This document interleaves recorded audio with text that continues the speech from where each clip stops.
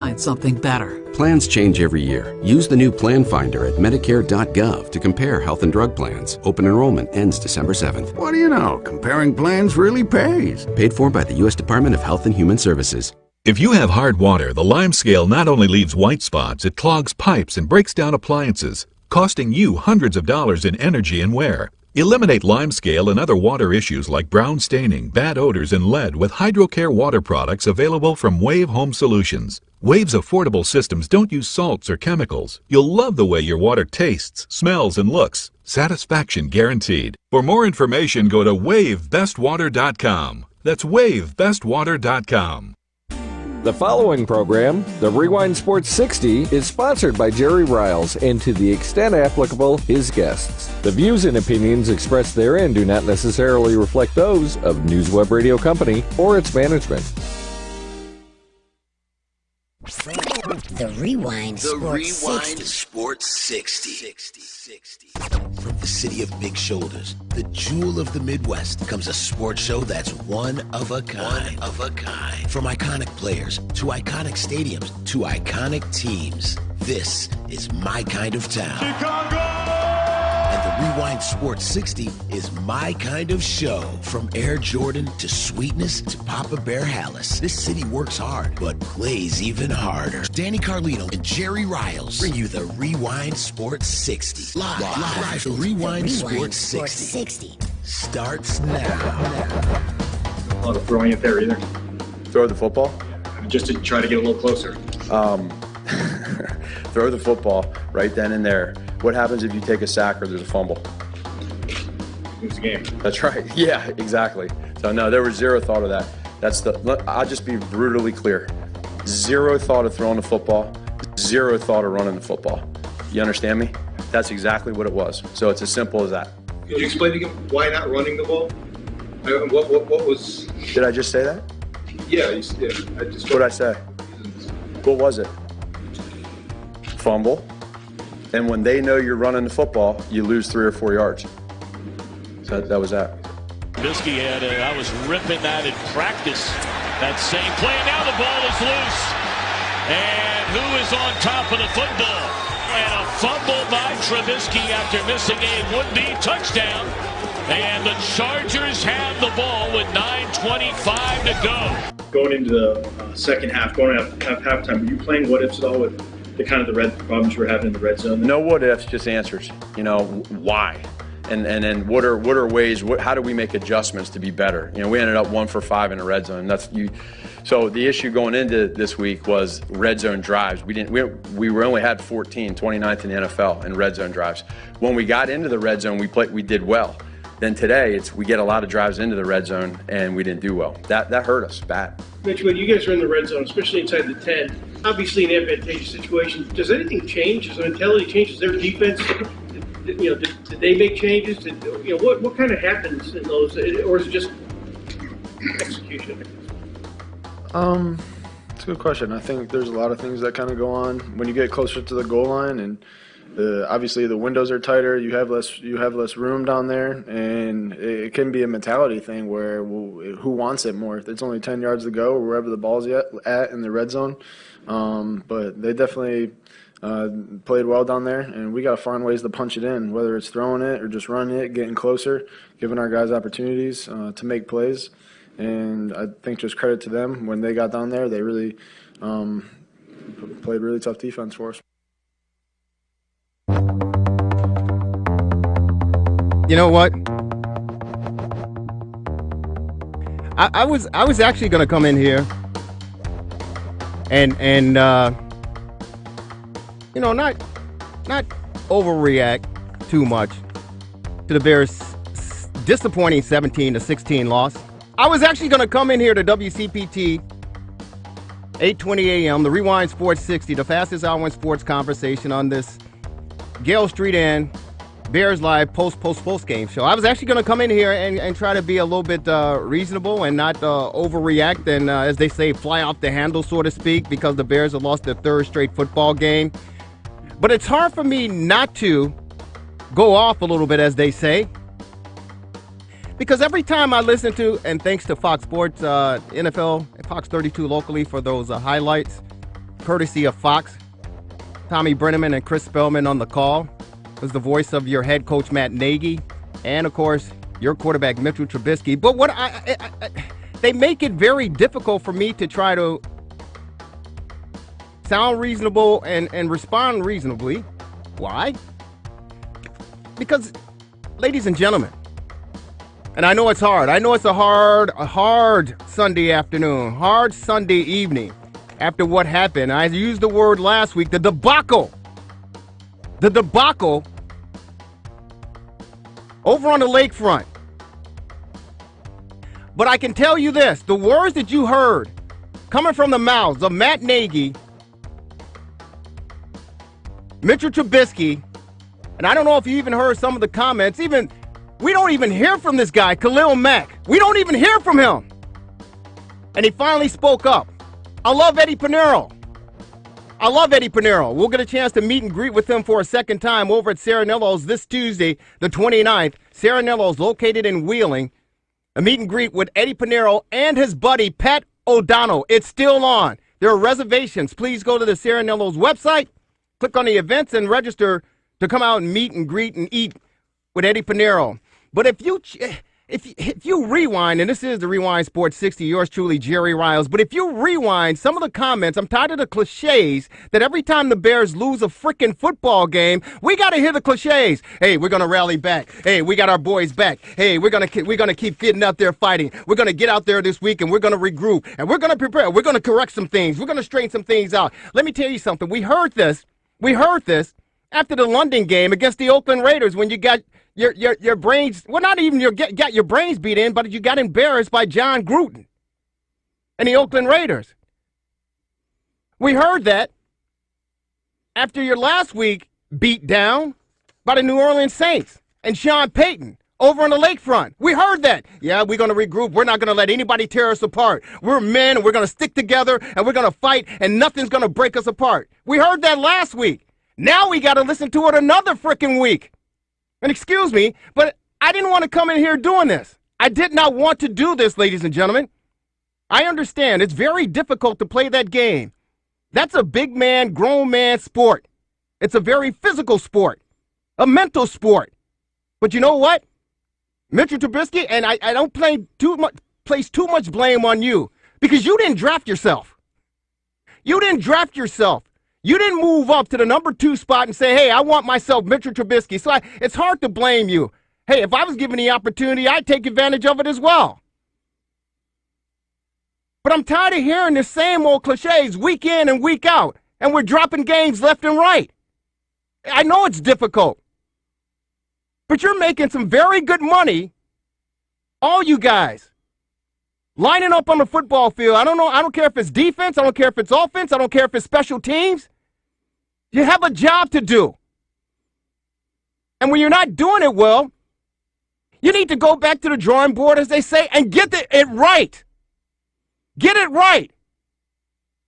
I didn't want to come in here and do this. But you let Phillip Rivers and the LA Chargers come into our backyard, into our house, into Chicago, and you give up 17 freaking points? And then I got a coach in Matt Nagy, when he's asked a question by the media who's doing their job?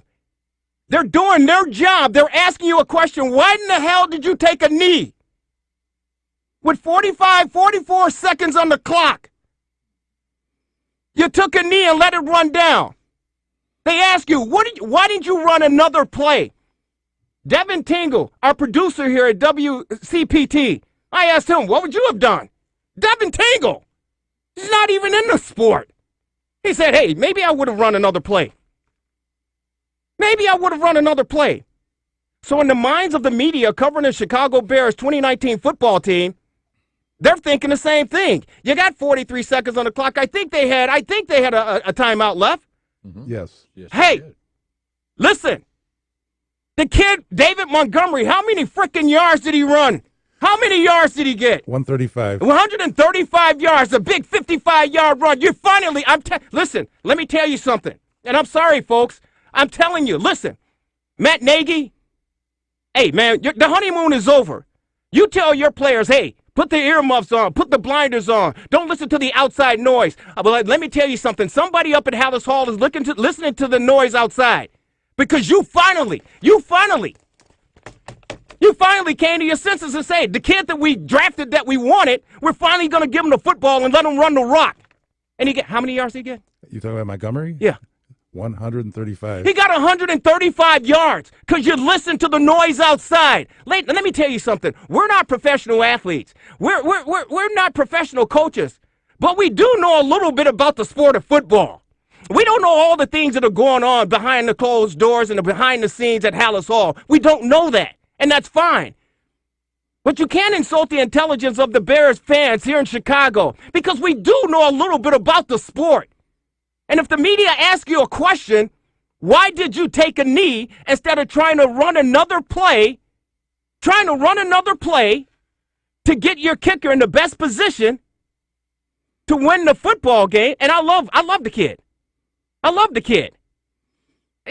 Matt Nagy, guys, listen to this again. This is nonsense. No thought of throwing it there either. Throw the football? Yeah, I mean, just to try to get a little closer. Throw the football right then and there. What happens if you take a sack or there's a fumble? Lose the game. That's right. Yeah, exactly. See? So, no, there was zero thought of that.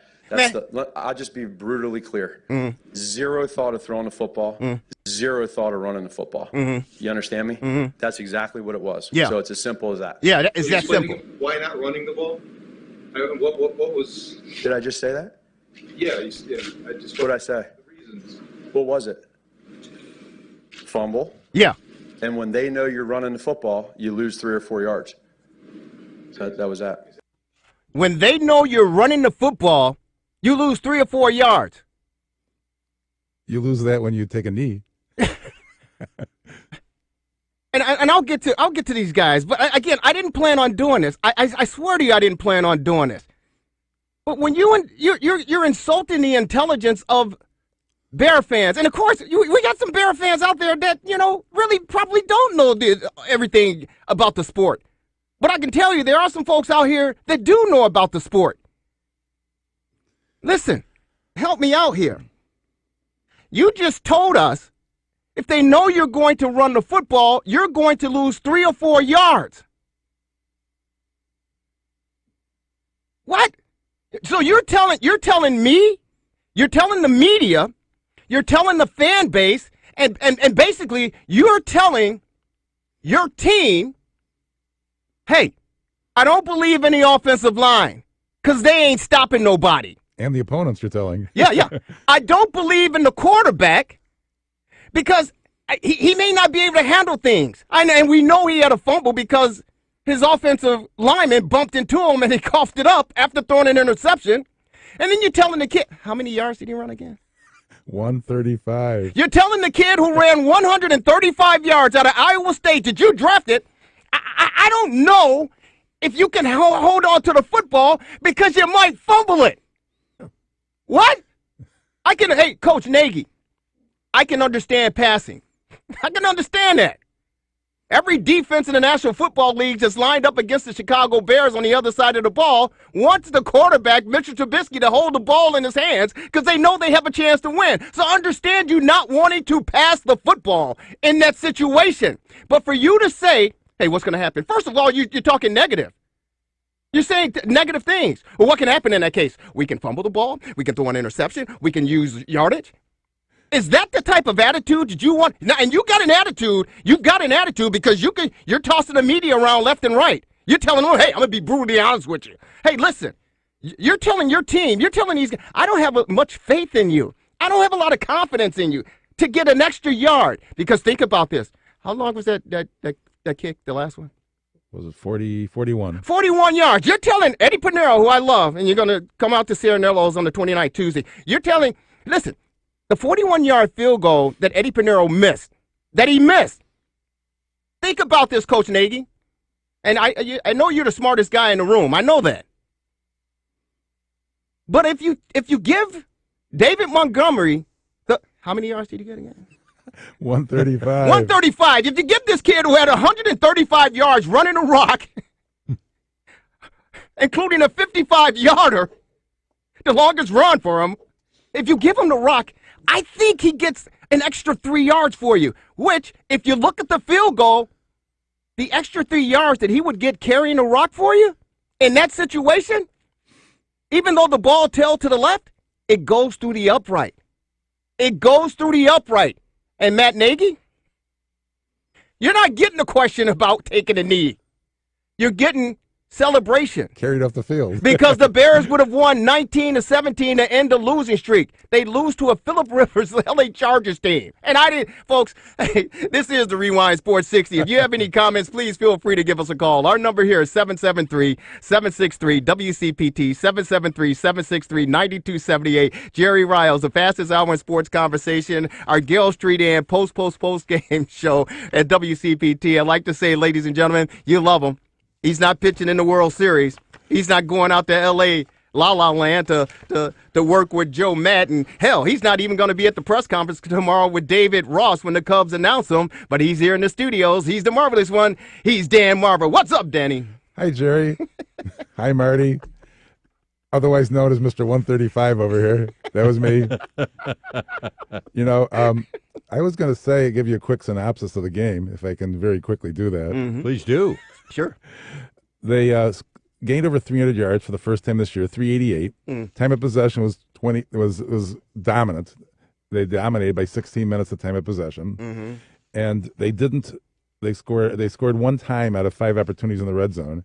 So it wasn't so much that Eddie Pinheiro had to make 5 field goal attempts; it's that he was asked to make 5 field goal attempts. So, and the other bad news, I mean, Jerry and the rest of you Bear fans, you may have to get a hobby, because get a dog or take a walk, because they're 3-4, and I projected that they would need to beat both Oakland and the Chargers to make the playoffs. They still have 4 games against divisional opponents, 3 of which are on the road, and they still have to play the Chiefs, the Rams, the Cowboys, the Giants this year. Yeah, so I don't think they're going to be 8-8. And 8-8 doesn't make the playoffs. That would mean they have to win 5 of the remaining 9. So it ain't going to happen, unfortunately, this year. So I think that the mood, if you think that Nagy's a little bit surly now, just wait a couple weeks if they lose some more. Well, you know what? And it's understandable that he isn't feeling well. And, it's unfortunate in this media age with social media, that it just caught him maybe at a bad moment, so I'll give him a break on that. You give him I am giving him a break that he was in a bad mood because they lost. So, and that was a bad answer. But even our top politicians give bad answers. And, they're looking at the world situation. Ray Meyer used to say the sun will rise in the east tomorrow. So that's a perspective. And, there are other things today that happen that are probably more important, like killing the leader of ISIS. So, I mean, everything's relative. Yeah, way to really bring us down, Marvelous one. Just trying to calm you guys down. Way to really bring us down. Trying to calm you guys down. Just put things in perspective. Oh, my God. Okay? And ladies and gentlemen, you love him. He could be over at Soldier Field on the lakefront, drowning in his sorrows. He could be over there at Malcolm X negotiating with the teachers union and our mayor. He could be anywhere, ladies and gentlemen, but he's here in Jefferson Park in the studios of WCPT 820. He is the one. He's the only. He is the man on the street. He's Marty B. What's up, Marty? Good afternoon, Jerry and Dan. Dan, I thoroughly enjoyed your commentary just a moment ago. I worked long and hard on it. Well, it came across beautifully, and you expressed your thoughts from the heart. And, Jerry, yes, I want to say I've been around you a lot. Yes. Your opening remarks today were the best I've ever heard. Oh, wow. Well, they were. And, again, they were just well stated, and it's exactly how you felt. Now, I guess maybe I'm a little more optimistic than a lot of the fans and the commentators. But I simply want to say that, of course, I can understand, Coach. I agree with Dan. Coach Nagy did feel uncomfortable, and that's quite natural. However, I'm tired of us observing us playing not to lose instead of trying to win. That's first and foremost. And if I'm calling the shots, I want to run every play I can possibly run within reason and do it as safely as I can and get as close as I can. And the only time I'm going to run out of running a play is when it's 1 or 2 seconds to go. I got to spike it and get a kickoff. Yeah. That's it. Yeah. Let me tell you something. And thank you, Marty. And I appreciate it. And I'm the least well-versed on football strategy, but that's how I feel. Sure. And I mean, you've been around many of coaches, even currently now. Yes, I have. And they have to come, and you use the right word, they have to come up with a strategy to try to outsmart their opponent. Yes. And I understand the previous 2 weeks when you talk about, again, going up against John Gruden and the Oakland Raiders. He got his team out there to London in enough time to get familiar with the environment and the stadium and the atmosphere and everything. And we saw the outcome of that. And the Bears, they still had a chance to come back and win that football game. And then we hear, okay, we're going to make the adjustments. We're going to come back and blah, blah, blah, blah, blah. And then, you play a New Orleans Saints team, and you got Sean Payton on the sideline. And then, for all practical purposes, I mean, and think about it. The Saints, and this is without Drew Brees. I don't want to get into that. But these coaches, I don't think they never really worried about Matt Nagy and his approach to the game because they knew. They knew. All you have to do is let the offense have the ball. We take advantage of it. Boom. We capitalize on it. These coaches never sweat it. But this game today, this is why it hurts so much. The Chargers. What marvelous! Are they 2-5 coming into this? Into this? Yeah, 3 losses in a row. Yeah, the Chargers, and you're playing at home. You're playing at home on a beautiful day. Oh, gorgeous day. On a beautiful day, and I didn't notice. I didn't pick this up till afterwards. Did Mitchell Trubisky have hand warmers in his fanny pack around his leg? Eddie and OB talked about that. How can somebody utilize hand warmers on a 60-degree day? Unbelievable. And the sun is shining. Unbelievable. It was a beautiful day out there. It was a Yeah. beautiful, and I know it's on the lakefront, but it was a beautiful day out there. But all that said, you can't lose to the San Diego, you can't lose to the Los Angeles Chargers. They'll always be San Diego to me. You cannot lose to them at home. Yeah. No. Well, guys, I mentioned all the teams they play. They play next week in Philadelphia. Now the Eagles are 4-4, and they beat Buffalo today, 31-13. So it doesn't get any easier. And our friend, we'll get to see a guy named Howard in the running back for Philadelphia. Remember a guy named Howard? Yeah, certainly do. But I got to say kudos to the kid. First of all, you got to give a little bit of credit to Matt Nagy for listening to the noise outside, taking the earmuffs off, taking the blinders off, and say, hey, we got to run the rock a little bit more. And I'm happy, that he gave this kid an opportunity to run. And I'd like for him to take a page from Barry Sanders, the great Detroit Lion running back in the day. We can all remember watching the Bears, the black and blue division, and Barry Sanders, he'd get the rock, 20, 21 times, and a 2-yard gain here, 1-yard gain here, 3-yard gain here, and then he'll break one open for 89 yards or 77 yards. That's the approach to running the rock in the National Football League. And hence, this kid, David from Montgomery, he showed us that. He got it open. I think Cody Whitehair threw a great block. Somebody blocked down, and he opened up the hole, and he raced for 55 yards. You got to continue to feed the running back. And lo and behold, sooner or later, that running back is going to bust one open. So you got to continue to run the rock. And the success that the Bears, statistically, they outshined the Chargers. They outshined them. Give the kid the rock. I'm almost certain he would have been able to get 2, 3, maybe even 4 yards. He maybe even bust through the offensive line, and get a touchdown for you. But at least you give it Eddie Pinero. You give Eddie Pinero as much support, as much cushion as he possibly needs to nail it. The knee makes sense if they don't have the timeout. And the irony is it wasn't even 4th down. Right. And there's an argument to let it stop at 10 seconds because then you have one extra down in case you do have a little flub on the attempt for the field goal. Now, I also have to say that Eddie Pinero's a first-year kicker. He's fresh. He's a first-year kicker here in Chicago, kicking on the lakefront. And it's only going to get worse. It's only going to get worse. As it gets colder and snow and all that stuff, it's only going to get worse. And in his post-game comments, he did say he's going to go over to Soldier Field and practice as much as he possibly can, which is smart. But he also have to look at Nagy and say, you know what, he's only in his second year as a coach of this team, and so he's really not that familiar with Soldier Field and the elements and everything regarding what happens there as well. So, when you look at it from that perspective, you go okay. But again, you can't bark at you can do whatever you want, but you shouldn't bark at the media that way. I don't think you should bark at the media that. Correct. I'm going to put it to you bluntly. Did I say that? No, don't get arrogant and don't get, stuffed shirt. I mean, he thought the question had been asked and answered at that point, so. And the reason it's repeated is because he didn't give a proper answer. And the answer that he gave didn't make sense. He goes, what if I hand it off? You're going to fumble the ball. Or if I throw the ball, you're going to intercept the ball. Well, you did that already in the game. But what's the other alternative? Maybe you get a gain. Maybe you get a gain. I said, just do the Wildcat if you're worried about a handoff. There you go. Unbelievable. Folks, we're going to go commercial free. If you want to jump in, give us a call, 773-763 WCPT, 773-763-9278. If you want to talk some Chicago Bear football, feel free to join in. The Bears lose. Final score is 17-16 over at Soldier Field, dropping their third straight game. Philadelphia Eagles on the schedule for next week, and that's on the road, and it's not going to be an easy task. Marvelous one. Yeah, like I said, we'll be seeing our friend Jordan Howard.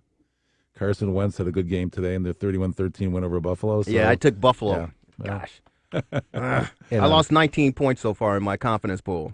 And don't forget that he has to be careful because the other coach knows him real well. Remember that argument from the playoffs? That's right. And that other coach is a very good coach. A very good coach, that's for sure. Oh, yes. Yeah, hey, if you guys want to talk Bear football, feel free to give us a ring. If you also want to talk, we got a lot to talk about because our teams right now aren't doing too well. Whether it's the Chicago Bulls, who took a pounding to the defending world champions Toronto Raptors last night in their home opener over at the United Center. Wow, what a game there. And, of course, the Blackhawks.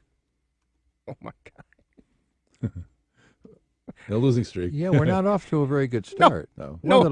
I'm very disappointed in our start. For which team? All of them. Well, primarily the Hawks, and the Bears too. But as we speak about the Blackhawks, I just thought with all the acquisitions and the due diligence and hard work that we did to prepare this team to really get off to a good start, it just hasn't worked out that way. Yeah, and I try to follow the team as much as I can. Gabe Salgado's on the Blackhawks beat for the Rewind Sports 60 and WCPT, and it's a great group of guys. Hockey players are one of the best, some of the best guys to be around and to cover, but. It's just, I think, difficult to try to put a finger on, why this team is, having the woes that they're having. I don't know if it's a breakdown between communication of Jeremy Culleton and the team, the players themselves. I don't know if they're trying to find an identity still. I don't know if they're still working on trying to find, the right, chemistry and the right lines to put together at certain times. But for whatever reason, they just have a sloppy play, mental breakdown, and ineffective offense, which makes it very difficult for the goaltender. And then you got two goaltenders going back and forth. It doesn't seem, Marty, like you said, it doesn't seem like there's much order to this team right now. No, it doesn't. And we've got two fine goaltenders, really do. Very fine. Oh, we do. We just have to give them all the protection and, that we can. The one thing about the Hawks is that gosh, I just don't want to see them get, just like last year when Jeremy took over, get so far behind. And they made great strides during the year in catching up the best they could. But I'm just afraid if we get way behind, we're just not going to. Yeah, I mean, that's the one thing he talked about this past week with the disappointing loss that the Blackhawks suffered, and they are actually in action over at the United Center tonight. But he said it's important for the Hawks to, maintain points. They need to accumulate as many points as they possibly can because you're absolutely right. At the end of the day, as far as the playoffs are concerned, it's going to come down to the number of points that they have and the position that they're in. So you're right. You don't want to get off to a bad start. Yeah, that hurt them last year. They had a bad start. Yeah. I mean, you got your core players, and they are getting long in the tooth, so to speak, and you just have to find that mesh of getting some of this young talent that you're bringing in and you're bringing up, and get them acclimated to the veteran play, and then the kids are going to have to step up, as they say. Because we love Taze and Kane and Duncan Keith, and we love them, but we got to get these young kids together, and it's Jeremy Culleton's. It's his position to make this happen, and you don't want to get off to a slow start. I never thought I'd say the day where Taves and Kane were old timers. Right? Exactly. But I think they're going to do it. We just can't get too far behind, and let's hope that when we talk in depth about the Hawks in a couple of weeks, they've righted the ship. Yeah, hopefully they will right the ship, and hopefully the Bulls will get an opportunity to right the ship as well. They had a very tough loss last night. What was it, 108-84 to the Toronto Raptors? Ooh. And you can clearly see it was the defending world champions without Leonard against exactly. And then, listen, you can totally see the difference. It was almost like night and day. Oh my God! It was almost like night and day.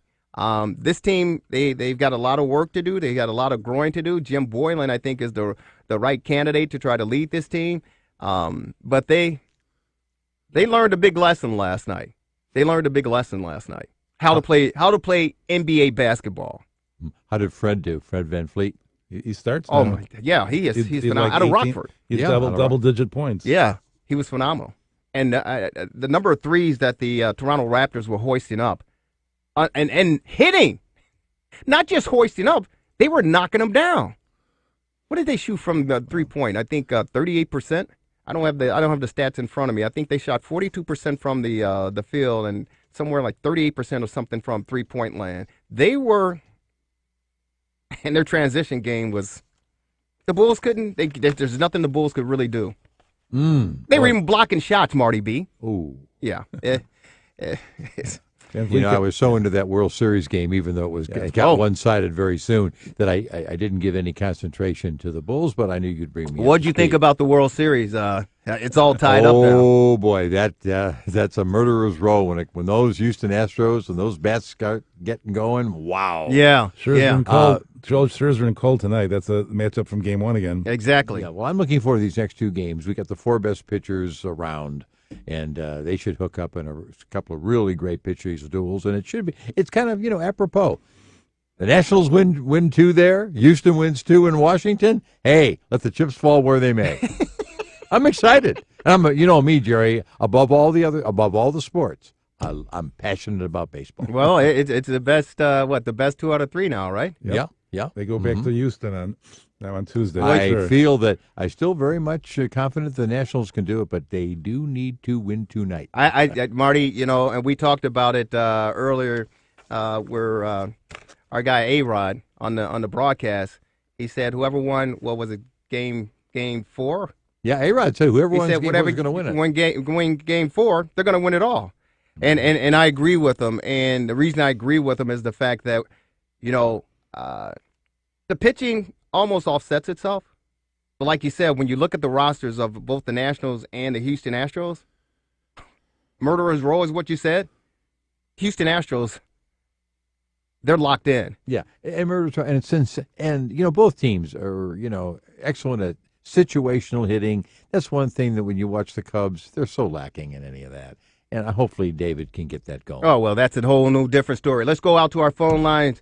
Ed is calling from North Lake. Ed, welcome to the Rewind Sports 60 WCPT. How are you? What's on your mind, buddy? North side of Chicago, not North Lake. But anyway, okay, North side. What's up, Eddie? Hey, Eddie. Yeah, I hate to change the topic. I know we're right in the middle of the World Series. We got the NFL and the NBA going on, but I got to talk about Tiger Woods. This man is about 30 minutes away from tying a 54-year-old record for the most PGA victories in history, tying Sam Snead's record of 82 wins. This, by the way, is 9 victories greater than Jack Nicklaus. Nicklaus had 73 total victories. He's just 30 minutes away. He's got a 3-stroke lead with four holes to go. This man is absolutely the most dominant player in his sport of any player in any sport in history. Guy's 44 years old, and I don't care what his ranking is. He is still the best golfer in the world. They got him about number 7 now because he hasn't won a whole lot of tournaments lately, but he did win the Masters last year. Right. He's going to be number 1 again before the year is over, I guarantee you, and he will beat Jack Nicklaus' record for majors. That's my prediction. You know what, Ed? I appreciate you getting us up to speed. Have you been watching the tournament all since? No, I don't have TV, but I watched the results on the computer, And it's coming from Japan, the Zozo Championship. Right. First time they ever had a PGA tournament in Japan, and that's where it's coming from. Right now in Japan, it must be, I don't know, for 5 o'clock at night or something. Yeah, it says Tiger Woods has a 3-shot lead, and Zozo play halted in the final round. Tiger Woods just needs 7 more holes to match one of the PGA Tour's most esteemed records, but what appeared as an easy stroll to his record-tying 82nd Tour victory got at least a hit more. I'm reading. It's interesting before darkness. So basically darkness is going to halt play there, but it's phenomenal. Are you surprised that Tiger is making a run like this? I am, and I'll tell you why real quick. You know, after 2009, he had that run-in with his wife. It took him 4 years to once again become number one in the world. Then he had like 4 or 5 years where it was constant back surgeries. He must have had about 4 of them. Right. And it looked like he would never again make a comeback. So this guy amazes me. You cannot logically predict what he will do. He defies description. He really does. You know what? What's interesting to me, Ed, when you talk about Tiger Woods, and thank you so much for your call and keep listening. We always appreciate you chiming in. But the one thing that if I can give it, boom. The one thing that, because whenever Tiger is in the field, even at his age, you still have to focus and you still have to pay attention because, like Ed said, you just never know what he's going to do. And sometimes I think he's just out there for show. I think he's out there for sponsorship. And I think he's out there for ratings to help the younger golfers and to help the sport itself. But deep down, Tiger is a competitor. He's a vicious competitor, and he certainly wants to win. And when his body and mind are in sync, are in tech, you see it. Marvelous? Yeah. The one thing that puzzled me a little bit is right now it's 8:39 a.m. Monday in Tokyo. So I was trying to figure out how they could be out on the golf course that far into the tournament. That's the only. He was ahead by 11 he was ahead by 11 holes. No, he finished 11 holes in the 4th round of the Zozo Championship on Sunday, which was yesterday Tokyo time. So I don't know if we're talking about this thing in real time or not, because I don't think they're out in the course at 20 to 9 in the morning on a Monday. Well, because that's the local time in Tokyo. Yeah, okay. Well, maybe they're not, and we're just reporting on the information that we're receiving. ESPN.com, the latest they have is the 3-shot lead and halt at the final round due to darkness. So we may not have the updated news and information, even with the internet. 8:39 a.m. It shouldn't be too dark. No, it shouldn't be too dark. That's my confusion. Let's go back out to the phones. Bill from Naperville is jumping on our hotline. Bill, what's going on? He said. Are you there, Bill? Yeah, you just chime me in now. Can you hear me? Got you, man. How are you? I'm fine. How about you? We're doing well. We're trying to do a little bit better after the disappointing 17-16 loss. Yeah, to the lowly LA Chargers. You know, if I was the Bears, I would sign Kaepernick tomorrow. Really? You know, just to get a fire started there. You know, and I have to say, I cannot believe that he would not be better than Trubisky. Well, here's the deal. He hasn't played in about 3 seasons. We know he's working out and still in shape. But, I mean, how long do you think it would take for him to learn the offense? And let's just say, let's just say the Bears did. How long was Bridgewater out? And look what he's doing. Yeah. Well, I mean, he was out for 3 years. Yeah, but he didn't jump into the fire. He kind of worked his way back into everything, right? You know, well, of course, I said I would try out Kaepernick. I'm assuming he still has his skills, and I would bet he's more elusive than Trubisky now. But that, beyond that, Scherzer is out for tonight's game. You guys know that, right? What happened? He's got neck spasms, and it's not clear if or when he will be back. So that is a big problem for the Nats. Yeah, here it is. Nats scratch injured Scherzer from Game 5 start. Joe Ross. Oh, man. Yeah. Joe Ross is pitching. Yeah, and one last thing, you know, people are making a big deal about the 8 runs that Houston scored yesterday in the Grand Slam. Mm-hmm. Well, if you give up 1 run to the other team, you don't need to score 8. All you got to score is 2. So most of those runs Houston scored, they were superfluous. You know, they didn't mean anything. Well, no, actually, it did mean something because it's showing you that their bats are finally coming around and they can get through the pitching of, and as important, they can get to the bullpen of the Washington Nationals. So when you got you understand? I mean, when you got everyone, I didn't think their bats were completely dead. I'm just saying in that game, they did not need 8 runs. No. Right. But as far as the 8 runs and the score is concerned, that's just when you give these guys an inch, they'll show you they'll take a mile. And after dropping the first 2 games of the World Series, there was somewhat of a panic mode going around baseball, and I'm sure Houston fans were a little bit panicked and shocked that their team was down 0-2, and so they had to get the numbers. They had to get the runs started coming across and get the bats going. And so, yeah, they only needed 2 runs when the opponent only scored 1. But to get everyone else in the lineup jump-started as far as their offense is concerned, that's important for that team. I get your point, but in baseball, you could score 8 runs one day and you could score 0 the next. Just look at the Cubs. Look at the Cubs. They were too good at doing something like that. Well, so I'm just saying 8 runs one day does not assure anywhere near that the next day. Well, it's going to be scary and interesting to see what happened now that the scratches happen and what Davey Martinez is going to do. But you can believe. Who is this? John Ross? Joe Ross. Joe Ross? Yep, he's pitching. Hey, Joe! Not Dave. I'll Dave. I'll say some novenas for you. I'll say some novenas for you. Well, it worked well for Houston. They did like a bullpen day. Yeah, they did. Anything else on your mind, Bill? Well, I'm a National League guy, so I'm pulling for the Nats. But all the people who said that series was not going back to Houston, which I believed at one time, it's not. It's going back to Houston, of course. Yeah, it's over. Real quick before we let you go, and we do appreciate you spending some time on the Rewind Sports 60. They got the press conference. The Cubs announced the press conference for David Ross tomorrow, I think at about 11:30 at Wrigley Field. Your thoughts on the new Cub manager, the 55th manager of the organization? Well, from everything I know about him, I like the pick.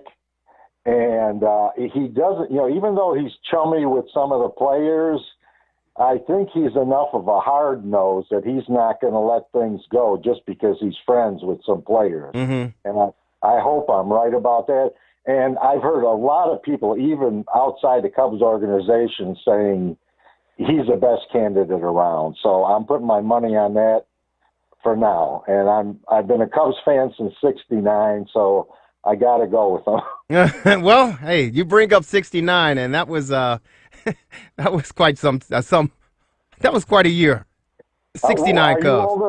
Are you old enough to have watched that? Yeah. I was a young buck at that time, but I remember, those darn Mets. Yeah, I remember the Mets, and I remember, Yeah, well, Yeah. I'll tell you, the 2 things that got me is that was the first year all over TV, 69 Cub players were doing commercials for everything, and the commercials were like they had already won it. It was like, which really bothered me. But I'll tell you, that was the year that I learned to hate Howard Cosell because I had no idea who he was. Uh-huh.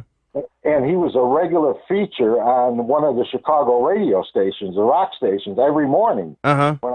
And all he kept saying every day in his aggravating voice is, the Mets are going to win, the Mets are going to win, and the Cubs are going to lose. You mean Howard Cosell? Speaking of sports.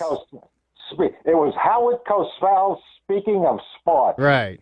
but I hated him ever since because he was right in his predictions, but he was very annoying with them. Yeah. I mean, that was a disappointing loss. The Cubs won 92 games that year. Yeah, Ferguson Jenkins was throwing lights out, and the infield that they had, that was a phenomenal baseball team, and unfortunately, the Miracle Mets put it together. It was before wild card, so they would have been a wild card in today's era. Yeah, that's for sure. Hey, man, Bill, thank you. Don't be a stranger to the Rewind Sports 60, okay, my good friend? All right, you keep up the good work. And we appreciate that. Thanks for the Tiger update. Jerry, I did some research. It's Monday morning in Tokyo. They're actually finishing the Zozo Championship. Yeah. It was twice delayed, and he's finishing up his last few holes Monday morning where he'll get to the 82nd and career best PGA victory. So that's why it's Monday morning at 9 a.m. because they couldn't finish the tournament on Sunday. So he's playing his last 4 holes, and he's actually leading the championship over Hideki Matsuyama. By three shots with 4 holes left. So that is real. I mean, I figured how could they be playing in the morning in the 14th hole? Yeah. It's interesting. My son and his wife are over in Japan right now. Yeah, well, maybe they should go there. Wow, I should text them and say, hey, man, get your tail on over there. Better hurry. There's only 4 holes left. Yeah. Let me tell you something before we go back to the phones. If you want to jump in, you got comments on the Bears, the Bulls, the Blackhawks, Tiger Woods. Our number here at WCPT 820 AM is 773-763-9278, 773-763-WCPT. Let me tell you something, man. My son is the only person I don't know, but he's the only person. He's a little short guy, little guy. He's the only person to meet Tiger Woods in one day. In one day, he met Tiger Woods. He met Sammy Sosa, and he met Michael Jordan and Dennis Rodman. Not in the same day. Same day. All 4. The same day. Wow. Tiger Woods was in Chicago playing a tournament after he had won the Masters, right? So we went over there, got credentials, got a chance to say hello to Tiger before he teed off and everything. Picked up my son, gave him a hug, all that good stuff. We shoot on out to Wrigley Field because the Cubs had an afternoon affair. Take him down into the locker room, the old locker room. Sammy Sosa, right before the game, Sammy Sosa was getting ready to go. Taking his steroids. Sammy, yeah. I don't know if the steroids was in there right now. He's probably, I don't know if he's taking them, but we go into the clubhouse, and I introduce my son to Sammy Sosa, shakes his hand, gives the little guy a hug. We go up, watch the game. Then we rush over to the United Center, and after the Bulls play the game, we go down underneath below. Michael Jordan, Scottie Pippen, Ron Harper coming down. Say hello to the little kid. Yeah, I go, man. Some people don't in a lifetime don't get to meet any of these guys. You got to meet all 3 of these guys in one day. That's amazing. I understand you have quite a memorabilia collection that's going to be showing at a local library. The Indian. I saw that November 4th. You're going to be there. Where'd you see it? I saw that. I saw that somewhere at the Indian. Is it the Indian Trails or something? Library? Indian Trails in. We should advertise that. That's coming up. On the 4th. It certainly is. It's on a Monday. Yeah. We'll mention a little bit before we're out of here. Let's go back out to the phones. Thank you, marvelous one. Hey, John, calling from Hammond. What's on your mind? Thanks for your call. Hey, I just wanted to make a quick comment about the Bears. It reminds me watching them today, it was like watching Pee Wee football with commercials. I mean, the thing I'm getting at is it's this offensive coordination that they have, whether it's the coordinator or the coach. I wouldn't blame the quarterback. I mean, he's just taking orders. Right. Okay? The fact of the matter is, this short game, like you said, you got a running back, that's one thing. But you got to open this defense up. You got to start passing the ball down the field. I mean, the guy's not going to get in a rhythm unless he has plenty of practice and opportunity to do so. If you just lock him into these doggone sideline passes and these little 3-yarders, I mean, what is that? Yeah. This is boring football, man. I'm telling you, it was like I said, Pee Wee football with commercials. I don't know about you guys, but it's not exciting, and they need to, whoever the offensive coordinator is, I know the gentleman, but they need to change that strategy. I just go back to the 85 Bears. 85 Bears, McMahon could pass it down the field. They opened up the defense. They allowed Sweetness to run. Mm-hmm. You had that dual tactic. This guy's got an arm. Trubisky's got an arm. He proved that a couple years ago. Why not let the guy at least try it? I know that, they're not the greatest as far as the passing game, but you don't. If you don't work it, you don't have it. So anyway, those are my comments. Hey, John, thanks, man. Keep listening. We appreciate you chiming in. 773-763-WCPT. When John drops off, we want you guys to jump in. Give us a ring, 773-763-WCPT. Hey, Jerry? Yeah. Is Mark Helfrich the offensive coordinator, or is it Nagy? I wondered about that because he's listed as the offensive coordinator, Helfrich. Yeah. He is listed, but Matt Nagy is the play caller. Okay. He's calling all the plays. Okay. And again, it's saying one of two things. Either Mitchell Trubisky can't do it, or you don't have faith in him doing it. Mm-hmm. Because doing the telecast, Tom Brenneman and Chris Spellman, when they were in the red zone, and the Chargers was handing them the end zone on a silver platter. Mm-hmm.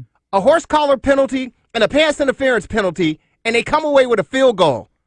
I mean, and they said, why don't you throw the ball into the end zone? Yeah. Throw it into the end zone. Well, it's amazing. I mean, I've never even heard Helford speak. I mean, I don't know what his involvement is. I wonder about that with the whole offensive. It seems like it's a little disjointed at times. I don't know what his role is because Matt Nagy is like, hey, I'm the boss. But I will say today they did perform well on offense. And next week, like I was alluding to, and why did they? Yeah, well, because they could, I guess. One, they could. Two, he started listening to the noise outside, or somebody up at Hallis started listening to the noise outside and say, hey, we better run the rock. Right. Speaking of offensive coordinators, I was alluding to it earlier. Peterson, the coach of Eagles, was the offensive coordinator before Nagy, so they like know each other. So that's why I was mentioning that. A few people out in the audience forgot about that. They were working on the staff at Kansas City together. Yeah, Marty B, what do you got? Oh yes. Well, we certainly have covered the gamut in sports. Before I end, I just want to mention that I particularly took to heart this week the comments that Mark Meadows, Republican of North Carolina, as he reflected the life of Representative in the House of Representatives, Elijah Cummings. Mark mentioned how they shared so many stories and intimate secrets with one another over the years. And what truly resonated with me, Jerry and Dan, was that his comment that each one of us in our lives should be privileged to share the experience of an unexpected friendship, much the way he did with Elijah. We'd all be much better off. Elijah, you have truly arrived at your mansion in the sky in heaven for all time. God bless you. You have left me with so much inspiration. I just want to do the best I can and live a much better life. You have inspired me. And now, as we approach Halloween, let's keep in mind that as Halloween approaches this week, be aware that Satan may very well offer you a most enticing treat. But keep in mind that most assuredly is probably a trick. Have a blessed week. That's scary. Watch out for Satan. Watch out for Satan. Thank you, Marty. That was pretty clever. I like that. Hey, Marty B, and a marvelous one. Like you said, I'm going to be doing, I don't have all the information here, but I'll be at the Indian Trail Libraries in Wheeling on November 5th. I think that's 4th or 5th. I don't know. Yes. You tell me. You're the one going there. It's from Jerry Riles, Sports Memorabilia. Yeah, you got it right there. Why don't you read it for the folks so they'll I'd know. be delighted to, Jerry. Oh, just want to say, and ladies and gentlemen, I have been tricked many times. By Satan? Yes. Oh, and many others. Collections, our stories, our neighborhood. Jerry Riles, Chicago Sports Memorabilia is going to Jerry's going to host an open house at the library on Tuesday, November 5th from 4:30 to 6:30. But if you can't make it that day, the exhibit that Mr. Riles is providing will take place from November 4th to the 17th. And just keep in mind that the Indian Trails Library is at 355 Schoenbeck Road in Wheeling. Jerry, our host and executive producer of the Rewind Sports 60, has been collecting Chicago professional team memorabilia for over 25 years. In addition to the Chicago Bears items on display in the library, he will bring several other team items to the open house. I'll see you there. There you go. Hey, don't see me there. Beat me there. I like that even better. I will be. Just for that, I will beat you. That's why I got confused. The exhibit starts on the 4th, but you'll be there on the 5th. Right, Tuesday, exactly. Or Election Day, even though there isn't an election this year. It'll be for 2 weeks. From the 4th through the 17th. Okay. So come on out for sure. Also, we want you to come on over to Serenello's, ladies and gentlemen, on Tuesday the 29th. Eddie Pinero, it's okay. He missed the 41-yard field goal. He had 9 of the Bears' 16 points, so he did contribute. Unfortunately, he didn't get the game winner, but he will be a winner out at Serenello's on Tuesday. He had 10 points. On 10 points, okay. He'll be out at Serenello's on Tuesday the 29th for the meet and greet. 6 p.m. to 8 p.m., 6 p.m. to 8 p.m., and he's bringing his buddy, the punter, Pat O'Donnell. for therapy. So come on out, meet and greet Eddie Pinero and Pat O'Donnell at Serenello's Restaurante in Wheeling. It's located on the corner of Lake Cook Road and Milwaukee Avenue, 601 North Milwaukee Avenue. Folks, have as much as a great rest of your Sunday as you can. Enjoy the World Series. Thanks on behalf of Marty B., the man on the street, the marvelous one, Dan Marver, and Devin Tango, our producer. I'm Jerry Riles, another edition of the Rewind Sports 60. Have a great rest of your Sunday. Enjoy the week, and we'll see you on Tuesday at Serenello's. Good night, everybody.